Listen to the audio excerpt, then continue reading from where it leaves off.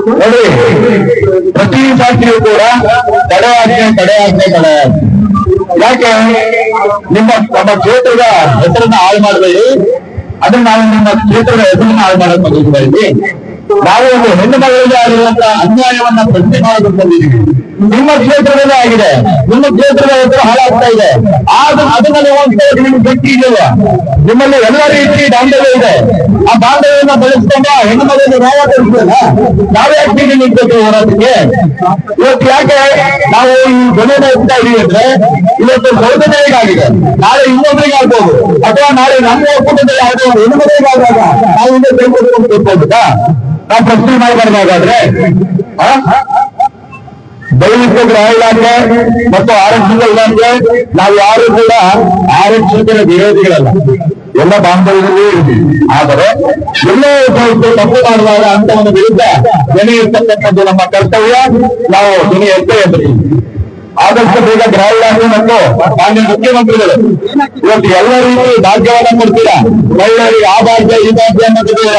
ಆದ್ರೆ ಈ ಸೌಜನ್ಯರಿಗೆ ಸಾವಿನ ಭಾಗ್ಯ ಯಾಕೆ ಕೊಟ್ಟಿದ್ದೀರ? ಅದನ್ನ ಪರಿಹಾರ ಮಾಡ್ಬೇಕಲ್ವಾ ನೀವು? ಅಂದ್ರೆ ನೀವು ಹೆಣ್ಣು ಮಕ್ಕಳಿಗೆ ಸಾವಿನ ಭಾಗ್ಯವನ್ನು ಕೊಡ್ತಾ ಹೋಗ್ತೀರಾ ಮುಖ್ಯಮಂತ್ರಿಗಳಲ್ಲಿ.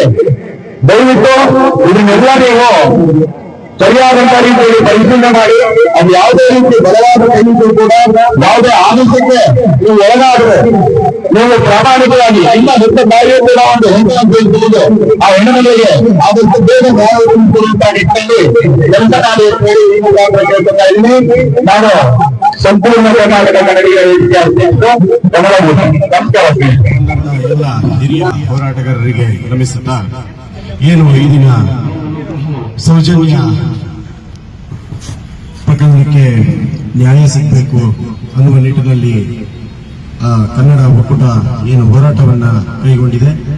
ಈ ಹೋರಾಟಕ್ಕೆ ಕರ್ನಾಟಕ ರಾಜ್ಯ ಕಾರ್ಮಿಕ ಪರಿಷತ್ತು ಸದಾ ನಿಮ್ಮೊಂದಿಗೆ ಇರಲೇ ಇದೆ ಅಂತ ಹೇಳ್ತಾ, ಏನು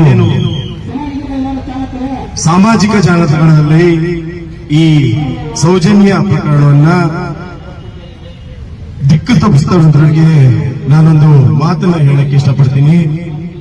ನೀವುಗಳು ನಿಮ್ಮ ಸ್ವಪ್ರತಿಷ್ಠೆಗಾಗಿ ಒಂದು ಹೆಣ್ಣು ಮಗುವನ್ನ ಬಲಿ ಕೊಡುವಂತ ಕೆಲಸವನ್ನ ಮಾಡಬೇಡಿ. ಅವರಿಗೂ ಕೂಡ ಫ್ಯಾಮಿಲಿ ಇದೆ, ಆ ಫ್ಯಾಮಿಲಿ ಇದನ್ನೆಲ್ಲ ನೋಡ್ತಾ ಇರುತ್ತೆ, ಅವರಿಗೂ ಕೂಡ ನೋವಾಗುತ್ತೆ.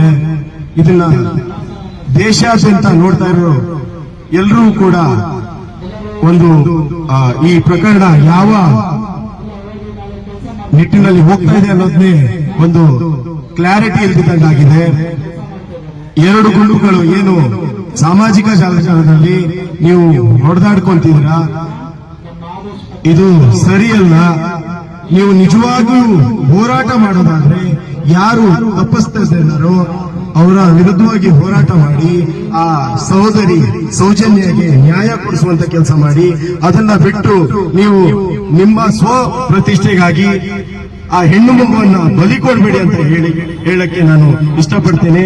ಹಾಗೆ ಸೌಜನ್ಯ ವಿಚಾರದಲ್ಲಿ ಯಾವುದೇ ಹೋರಾಟಕ್ಕೂ ನಾವು ಸದಾ ಕರ್ನಾಟಕ ರಾಜ್ಯ ಕಾರ್ಮಿಕ ಪರಿಷತ್ತು ಡಾಕ್ಟರ್ ರವಿಶೆಟ್ಟಿ ಅವರು ಬೈಂದೂರವರ ನೇತೃತ್ವದಲ್ಲಿ ಸದಾ ಕನ್ನಡ ಒಕ್ಕೂಟ ಹಾಗೂ ಯಾವುದೇ ಹೋರಾಟಗಾರರು ಯಾವುದೇ ಕ್ಷಣದಲ್ಲೂ ಹೋರಾಟಕ್ಕೆ ಕರೆದ್ರೆ ಆ ಹೋರಾಟಕ್ಕೆ ಮುಂಚೂಣಿಯಲ್ಲಿ ನಾವು ನಿಲ್ತೇವೆ ಅಂತ ಹೇಳಕ್ಕೆ ಇಷ್ಟಪಡ್ತೀನಿ.